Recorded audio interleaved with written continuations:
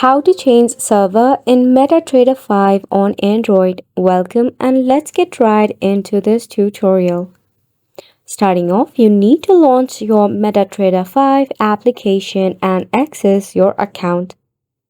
Once you are logged in into your MetaTrader 5, then you need to navigate to a 3 horizontal line icon that would be in your top left corner of the screen. You will see the option of Manage Account. Select on the option of Manage Account. To add a new server, tap the plus icon at the top right corner.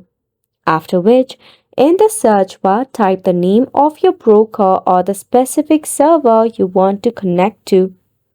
Select the desired server from the search result.